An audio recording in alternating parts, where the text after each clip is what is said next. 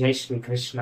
మనకి నిన్న గరుత్మంతుడి స్టోరీ విన్నాం కదా, అదే పాండవుల కౌరవుల యొక్క జననానికి కూడా ఈక్వలైజ్ అవుతుంది అనమాట. అక్కడ కద్రువు ఎలా అయితే 100 మంది పిల్లలు కావాలన్నో, ఇక్కడ గాంధారి కూడా 100 మంది కౌరవులు కాంది. అక్కడ విన్నత ఎలా అయితే నాకు ఇద్దరు ధర్మంగా ఉండేవాళ్ళు బలవంతులు కావాలన్నో, ఇక్కడ కుంతికి కూడా అలాంటి పిల్లలే పుట్టారనమాట. సో అలా ఈక్వలైజ్ అయింది.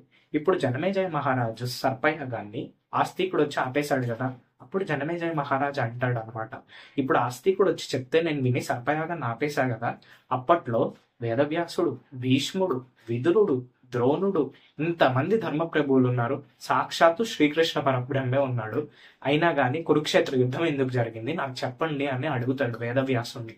అప్పుడు వేదవ్యాసుడు, ఇప్పుడు గురువు ఉన్నాడు, శిష్యుడు ఉన్నాడు, శిష్యుడికి మొత్తం తెలుసు.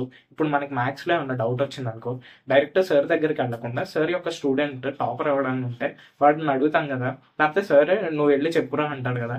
అలాగే వేదవ్యాసుడు వైశంపాయనుడిని నువ్వు చెప్పు అంటే, అప్పుడు వైశంపాయన మహర్షి అసలు కురుక్షేత్రం ఎందుకు మొదలైంది, అసలు పాండవుల జననం ఏంటి, కౌరవుల జననం ఏంటి, అసలు వేదవ్యాసుల జననం ఎలా, భీష్ముడి జననం ఎలా, అలా మొదలు పెట్టుకుంటూ వస్తారు. సో మెయిన్ మహాభారతంలోకి ఎంటర్ అవ్వడానికి ఇంకా చాలా టైం ఉంది.